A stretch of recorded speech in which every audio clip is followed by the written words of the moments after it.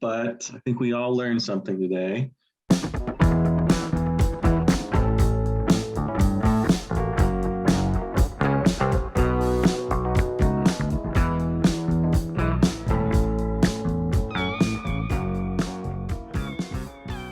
What's up, everybody? Welcome back to Listography. Jason, Joe, and Crams are here, and it is time for Talk Week. 5 studio albums for us to rank, all of them in the 1980s except for the last one. So they weren't around a whole long time, 82 to 91, less than a decade for their entire catalog. Don't see that too often, at least not of bands we've covered. And as far as familiarity, I knew It's My Life for a long time. That was like the only song of theirs that I knew. And in my mind, they were just a one-hit wonder. Then I became aware of like this, I don't know if it was a reevaluation or if it just became, I became more aware of it, but I became aware of their critical standing as being significant. So when we were going through the Albums of the Year series, I checked out some of these albums and I found them to be quite intriguing, but they were too new to me and I couldn't push them onto any list. So I kind of left them for the time, and I was excited to get back to them this week and check them out again and give them a closer listen. Similar experience for me. Knew It's My Life, and then for Albums of the Year, listened to the first 2. Like Jason, didn't know how much praise they really got among serious music goers and in our comments section a lot. So that's partially one of the reasons why we tackled this. So the first 2 I knew, the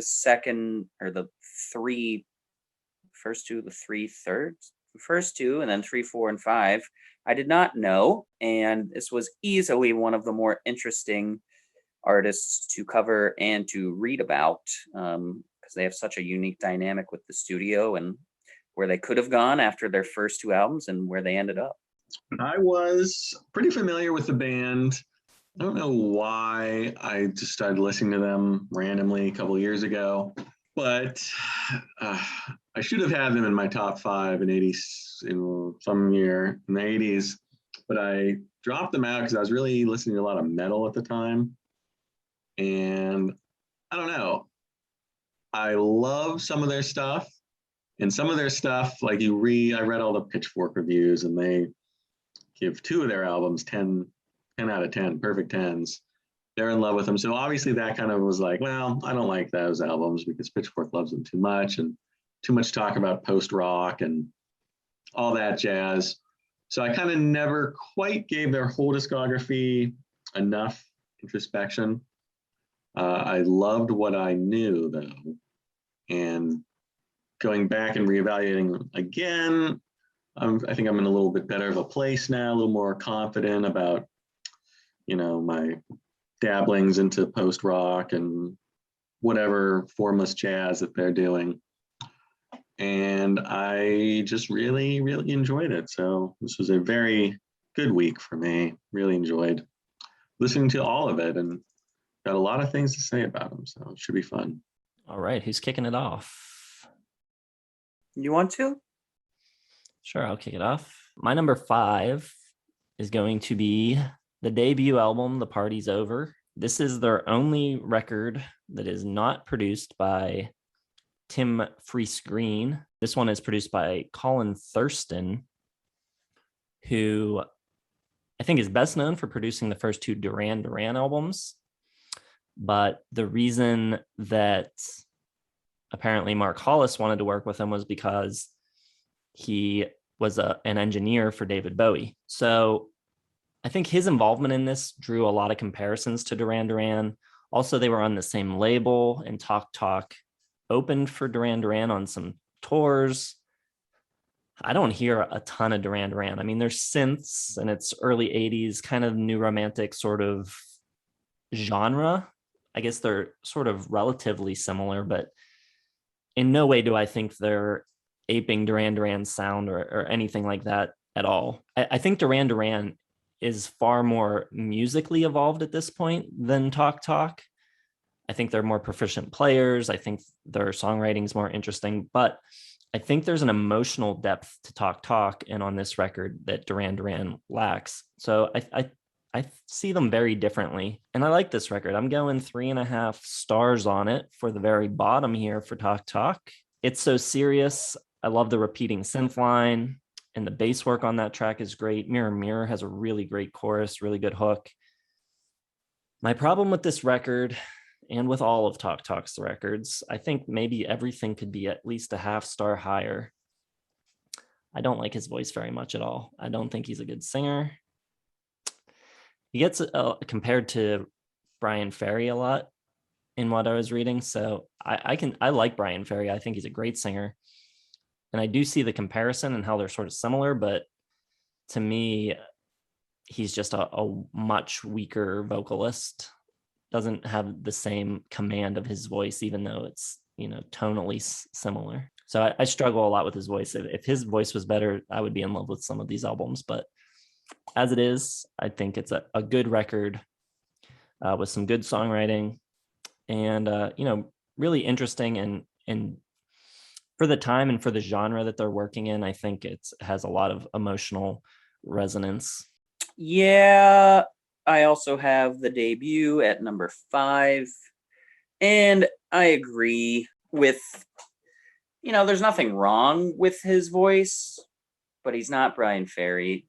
Always thought he kind of sounded like not as good as Brian Ferry or as good as Roland Orzabal or even Kurt Smith with that Tears for Fears sound. But let's talk about how they, the Duran Duran comparison, like you were saying.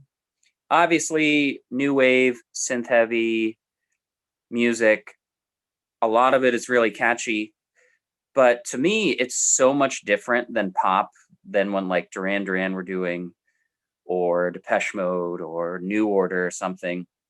I think you can tell in the elements of the way their songs are put together that it's not a big surprise that they would go experimental. Obviously, you didn't think they would go that style of experimental, but you can kind of see like their musical instincts are a lot different than the other groups of this time, which makes them so cool. Kind of brings in that depth that Jason was talking about, because they don't have to be just this downhill, streamlined, compartmentalized pop song band. They can kind of do whatever they want and put meaning into the songs that probably the major pop acts couldn't. Title track rules. Love the piano. One of my favorite things about this discography was the use of piano throughout sporadically and would just sound absolutely fantastic. The music's really lively and it's dancey without being predictable and repetitive. It's full of catchy little synth touches and great drum fills. It seems like they're the best of like this new cutting edge sound to me. And, you get the Roxy Music vibes a little bit, and it's synth heavy, but like I said, it's not entirely super poppy. It's really likable, but still like unique and authentic because it's not cheesy. It's not over the top. And for a debut, it seems really relaxed and mature and confident. Like they don't have a big learning curve. It's just awesome. And, for an early 80s synth album, like if you put this up against like the first few Depeche Mode and stuff like this one sounds a lot better. It's bigger and fuller and doesn't have like that cheap thinness to it that a lot of those albums at the time do. Like on the closer, Candy, the drums and the low end round out everything so well. It just sounds so good and big and full, which was surprising. So I am going 3.5 as well. I think it's really good. The Party's Over by Talk Talk. All right. What will Just Joe dropped do? my glass slide and it broke. Oh, I'm sorry. Let's get back to me. It's really tough to figure out my last place one. I think everyone thinks I'm going to go Laughing Stock as my least favorite, and I am, but not because I don't like it. I'm going 4 stars on this one. And it's definitely my favorite album of all time like this, in this genre. I think it's the best.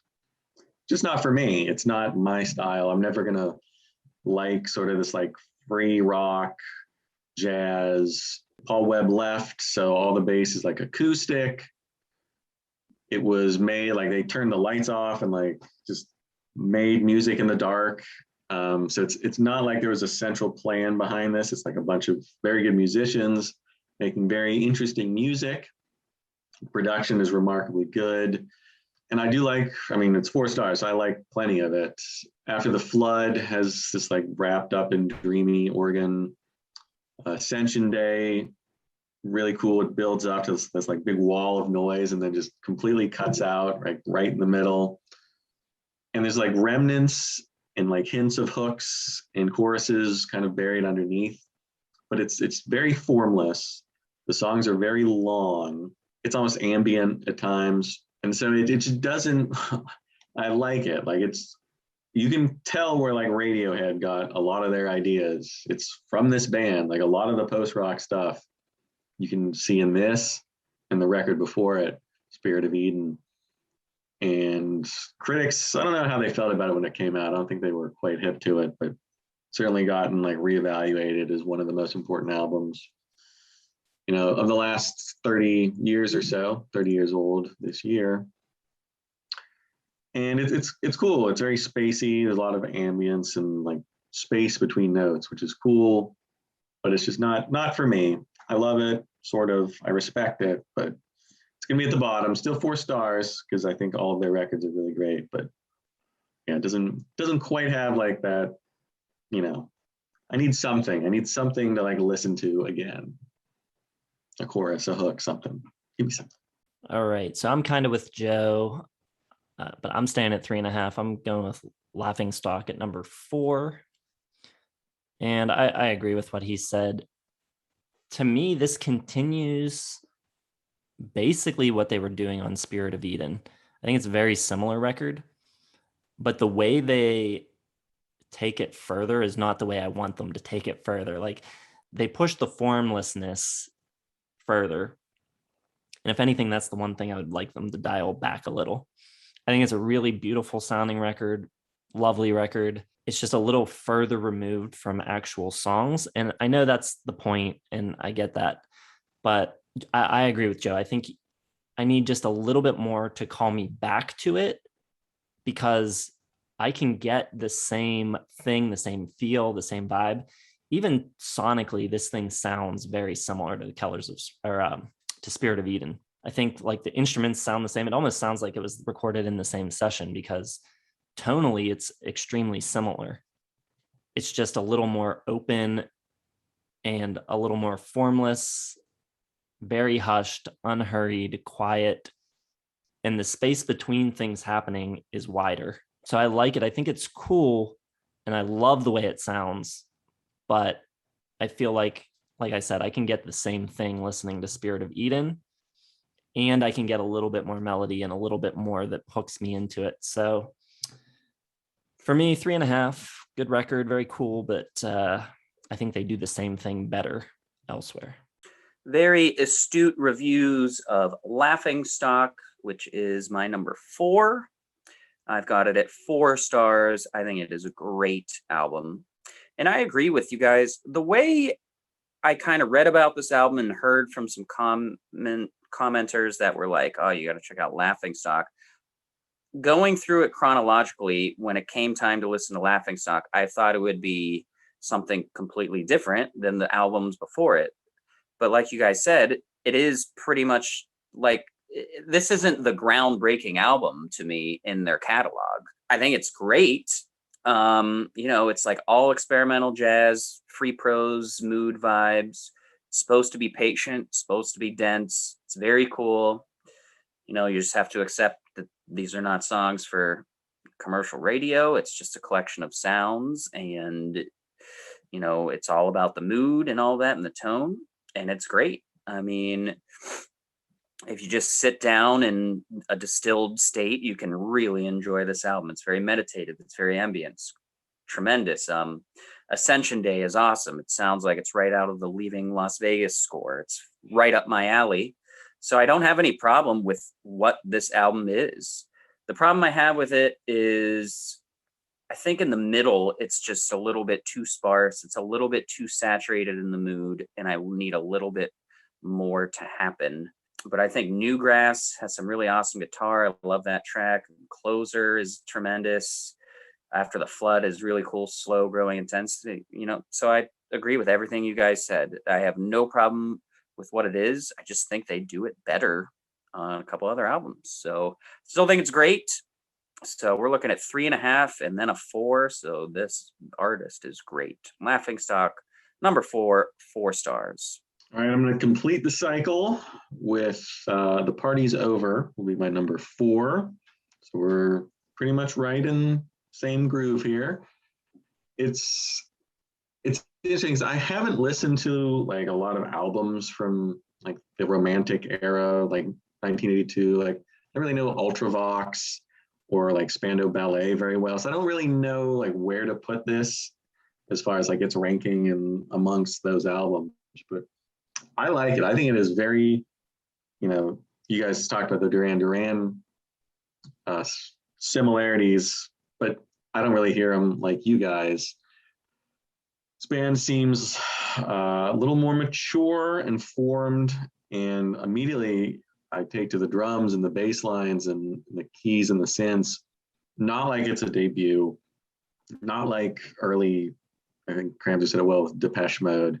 Those albums sounded thin, and this one sounds like immediately they know exactly what they want to do, exactly where they're going. Even though they're making like 80s pop, like underneath, there's something a little more mature and a little deeper there. Like there's little hints of like little jazz piano and stuff that kind of drops in, in the midst of like these very catchy sort of down key, minor key pop jams. So you can definitely hear that they want to do something. I don't mind Mark Hollis's voice. I can kind of see why that would be a problem for some people.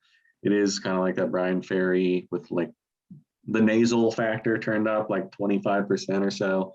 He doesn't do much with his voice. It's sort of like the same thing all the time. So that might be like the weakest part of the whole band, but I still like it. I still think it's good. And I think the tracks on here are good. Talk Talk, Mirror Man, all very good today. Party's Over, Have You Heard the News? All strong, good pop songs with good choruses. They're catchy. A very good debut. I mean, it completely, if you took Laughingstock and The Party's Over, like there's no way it should be from the same band within a 9-year period. It's weird. It's almost like a Radiohead kind of thing where they start out like pop and then like make something a little stronger and then they get all weird.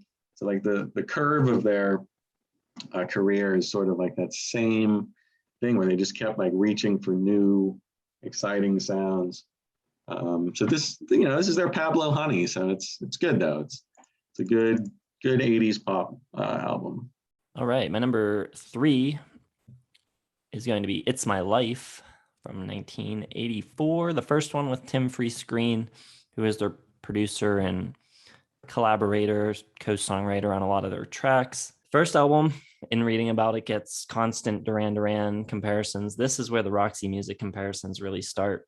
But like I said, I think they were already closer to Roxy Music than Duran Duran, even on the first record. You get a little bit more like real instrumentation on this record with, acoustic bass and acoustic guitars starting to come in. But there's still a lot of synths and stuff happening too. So there's a lot of sonic texture and variety. I think the songwriting is improved significantly here. I also think Paul Webb's fretless bass work is really nice on a lot of this record. Really cool, especially on Renee and It's You. He's got some great bass work. And in addition to just the pop stuff, there's some really cool moody numbers here as well. Like Tomorrow's Started, I think is very cool. I love the drums on that track. So yeah, this is a really good pop record with a lot of interesting stuff happening beyond just pop songs. I think you can tell already, especially starting on this record, maybe a little on the first record, but more so here that there's more to them than just the pop act. Staying at 3.5 stars, probably a 4-star record if I liked his voice more. But yeah, that's the way it goes.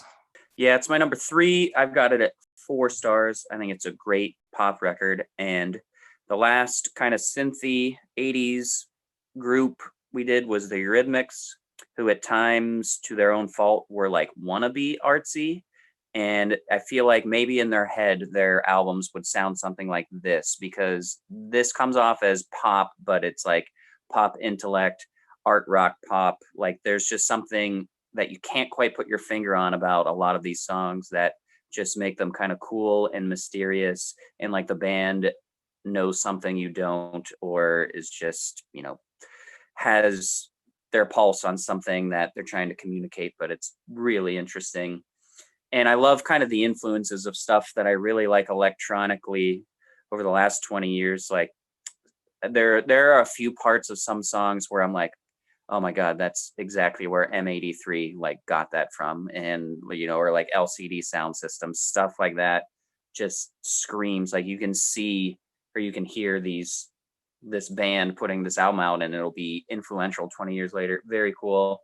Jason's right. A lot of this album is really cool because it's gloomier, slower, and darker, but like more sensual in a way. Like I think this album communicates a lot more than the first album does, and the songwriting's just better on almost every track.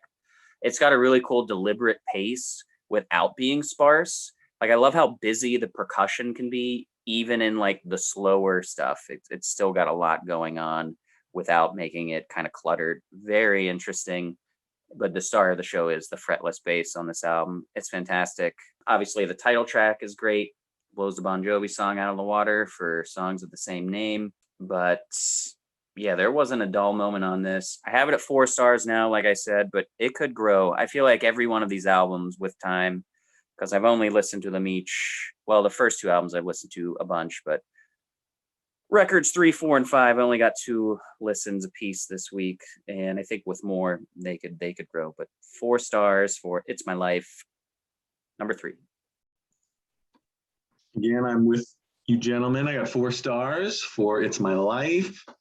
It's a little bit brainier. It's a little bit better songwriting. I think it sounds better. Switching to Tim Friese-Greene as a producer, I think he brings out a little bit more of their like latent arty qualities.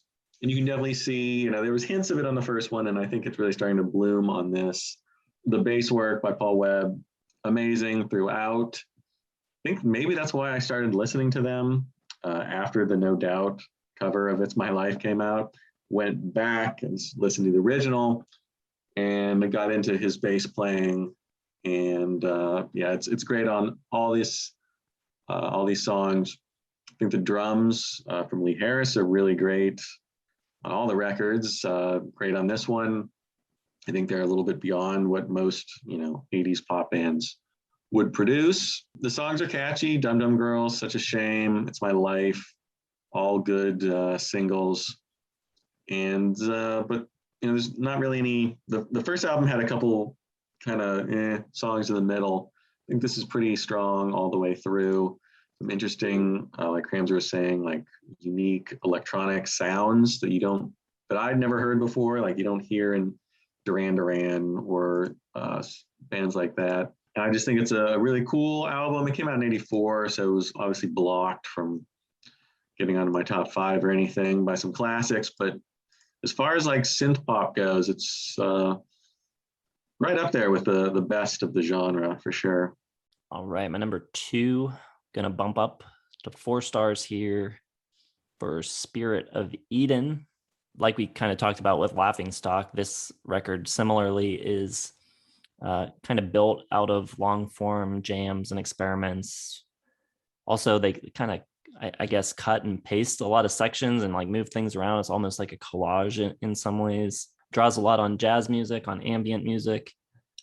It's a really quiet record that takes its time, rewards repeated listenings, and I'm still not sure that I've listened to it enough, but I'm at the point where I understand its appeal at least. And it seems like the more space there is and the less that he sings and the less catchy the songs are, the more captivating he becomes. And I don't mean that in a bad way, like the less of him that there is, the better. I mean, like the quieter he is, the more you almost lean in to like hear what he's going to say next. It's really cool. I still don't care for his voice on these later records, but I do think it gets better. And the quieter singing and the hushed tones on these records, where he's not trying to like deliver a pop melody, I think suit his voice better. It takes a little of that nasaliness that Joe was talking about out of his voice when he's in that register. but really getting super quiet and getting loud and doing it back and forth throughout the course of the track just is really cool the way they use it. They do it masterfully on this record, I think. There's some great organ work on this record too, especially on the track Eden. I think it's fantastic. So a lot of cool stuff going on here. I like it a lot. If I liked his voice more, this would be an easy 4.5, and it would probably be flirting with 5 stars. Okay, my number 2 is The Color of Spring. I've got it at 4.5 stars. For their catalog, it is a really fascinating album. It's kind of the bridge album between the really big jazz stuff and the, more poppier sensations of the first 2 albums. But right off the bat, 30 seconds in, you're listening to something different than the first 2 and something pretty special. You can just tell with their approach. You get that loose, sparse acoustic guitar, bass and piano, kind of jammy, synths just adding atmosphere. The electronic drums and stuff aren't really running the current of the songs here in the same way that they were in the first couple albums. And, a lot of the digital and the synth is kind of dropped as the main ingredient of the album. And you get, more basic piano and some electric guitar and mellotron and stuff like that. Love the use of the children's choir and the leadoff track, Happiness is Easy. You're not getting downright free jazz here, but you're getting the jazz mood and the vibes here. Just love all the choices on this album. The atmosphere is really cool. It's just immaculate. Songs have a really nice, progressive, soothing, like hypnosis to them. Just like wading in warm waters, kind of. Like you're so comfortable and relaxed. It's really intriguing and interesting. Like you're just under a spell this whole album. Like you could be in danger with whatever they're telling you, but you have no idea because you're just sucked in. By the time Living in Another World comes in, it's like the perfect moment for a nice like jolt of a song that maybe could be in the first couple albums with like a big kind of bass groove and a lot more pulse to it. Time is the Time, fantastic closer. Yeah, I think maybe with a few more listens, I could bump this up to 5. Right now, just because I think they're a band that just gets better with every listen. Like there's so many layers to it. I've just got it at 4.5, but man, I really, really liked this album a lot. Number 2, The Color of Spring. Well, no trifecta for us, but I think we all learned something today. And, well, this week, really. And what I learned this week was Spirit of Eden is just so good. And I'd always sort of discounted this one to my own detriment because of the way it was talked about. I'm an idiot, I get it. And even when we started this week, I was like, well, I'm going to listen to these first 3, and then I'll sort of breeze through these last 2 because I don't think I'm going to, it just didn't quite, like I'd heard them, but I never like took the time to get them. So I had them started out at like 3.5 stars. Well, this is up to 5 stars for me for Spirit of Eden. And unlike Laughing Stock, which just was like a touch beyond like music, like popular music, like the choruses and the verse and the structure, I think there's enough here to just really make me like it. And the more I listen to it, like you guys said, I probably listened to it 4 or 5 times this week. And every time I kept, okay, so now it's 4 stars. Okay, now it's 4.5. Now it's my number 2. Now it's 5 stars, flirting with number 1. Keep it at number 2. But I think it's just a really amazing album. It sounds fantastic. Like everything is real instruments. They're obviously no longer a synth-pop band. They're not even sort of like straddling the line like they do on Color of Spring. Like it just takes everything that they're working to and kind of just pushes it into like that jazzy kind of free form rock. They recorded with a bunch of session musicians. The studio was completely dark like the whole time. And like people didn't even know like what they were playing before. Like the parts are kind of pieced together, but just the job they do doing it is amazing. The Rainbow, I think Jason said it, it's so like slow and deliberate. Like it does not hurry. Like the band on these songs just take their time so much that Like if you just listen to it once, I don't think you're gonna get it, because I definitely didn't get it the first time. I was like, oh, this is boring. Like when's the guitar gonna kick in? Um, but like you make it to 217 and like it all kind of starts unfolding, and like just little parts just start coming in and like floating down.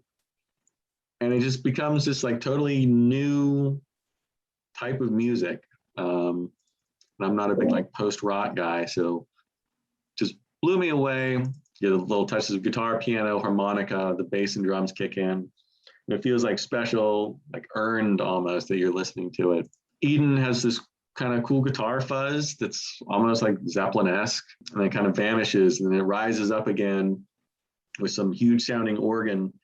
And not everything resolves, like not all choruses kind of resolve into what you want it to be, but I think it just makes the album stronger. The fact that it kind of like holds it just beyond your reach.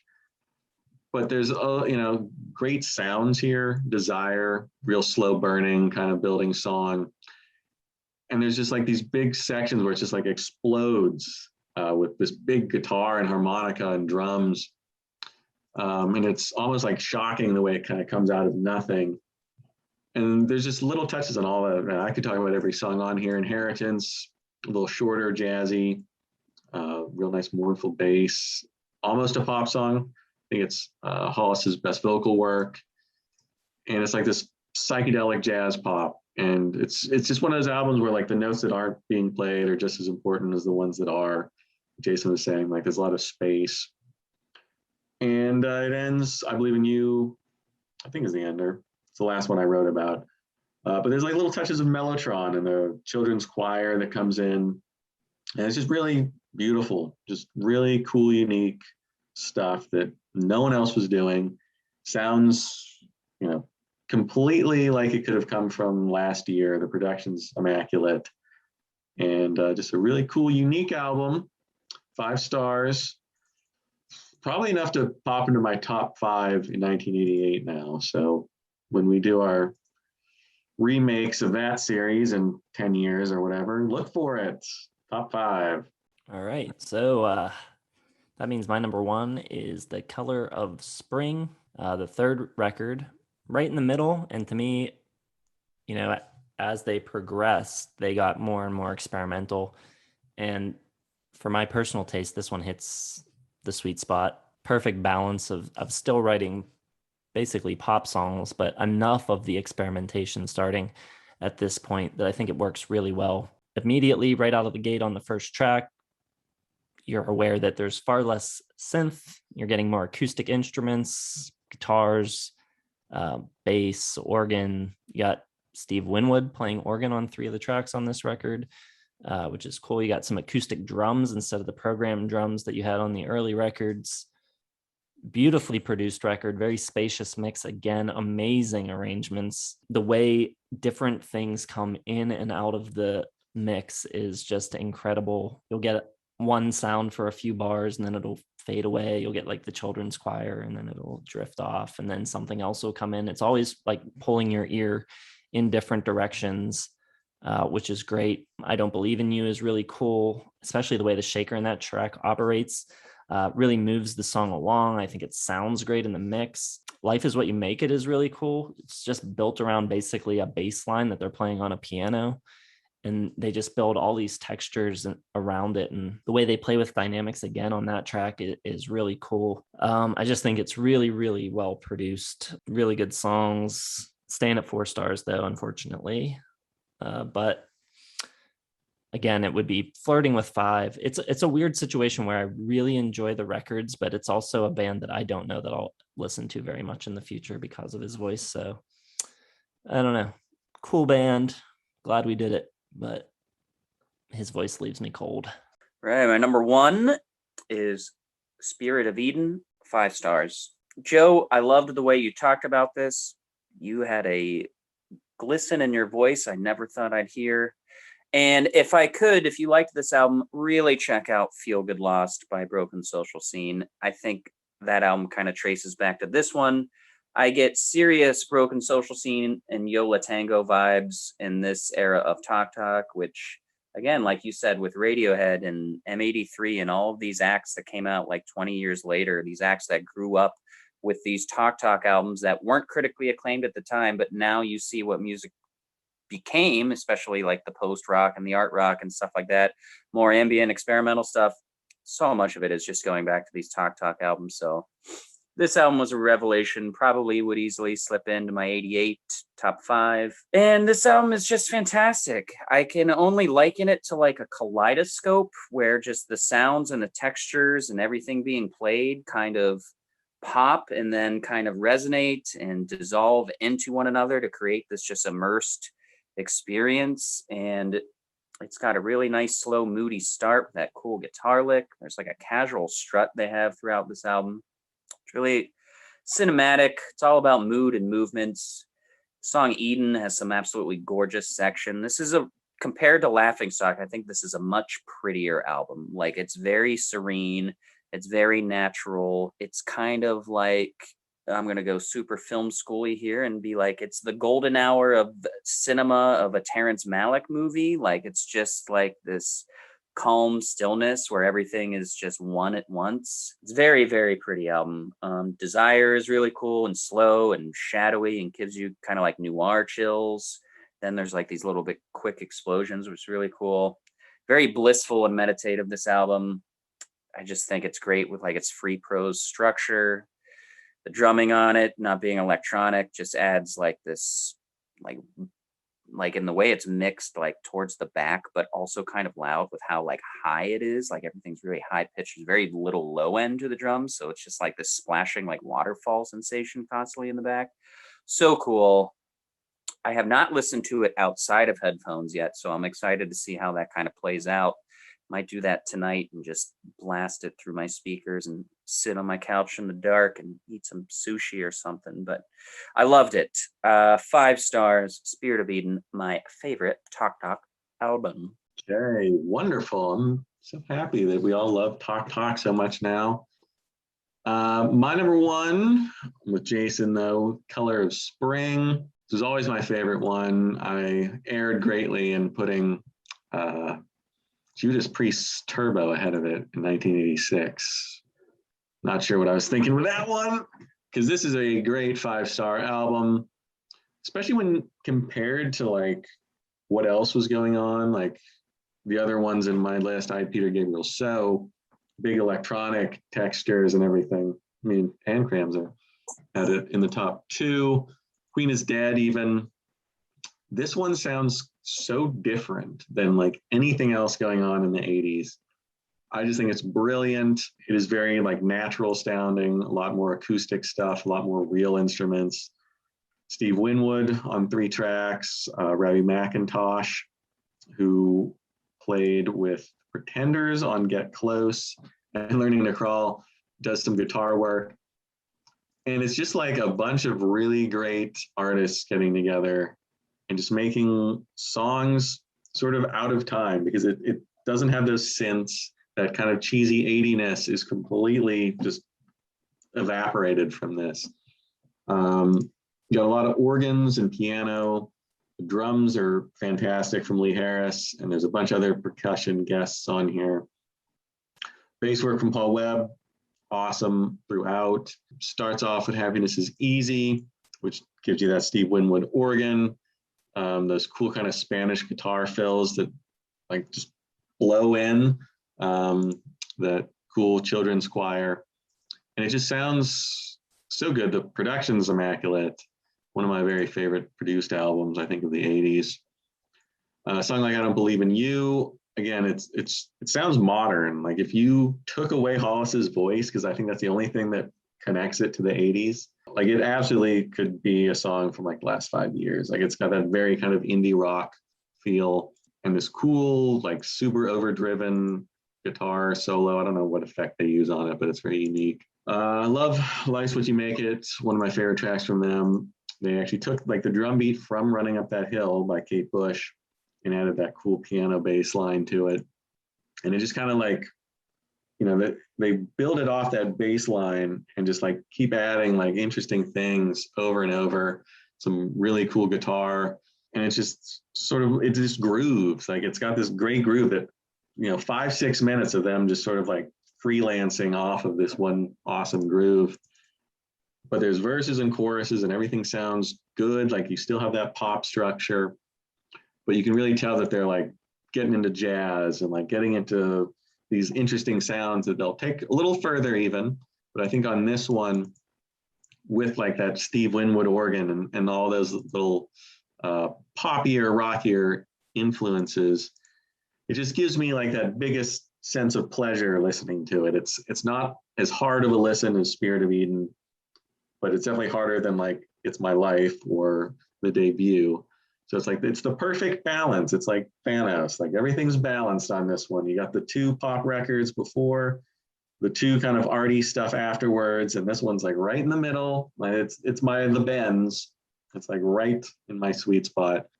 So I think it's great. 5 stars. Fantastic album from Talk Talk. All right. So, wow, we all seem to really enjoy this week. Any closing thoughts before we get on to songs? What a damn shame they only have 5 albums. Like, what would have come after Laughingstock? Ugh. Well, there is a Mark Hollis solo album. I've never listened to it. It was the last thing he did. He died last year or 2 years ago. I can't remember.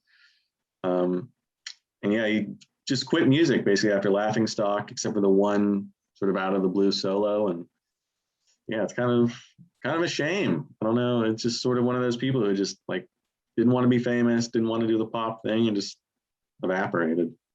All right. So let us know, everybody, what you think of our lists and how you rank the 5 Talk Talk studio albums down in the comments. If you enjoyed the video, hit the like button, subscribe to the channel. If you have not subscribed yet, hit the bell for notifications, and check the description for links to our Facebook, Twitter, Instagram, and our website. And that's pretty much it. Check back tomorrow. We'll each be giving you our selections for our top 10 favorite Talk Talk songs. We'll see you then. Thanks for watching.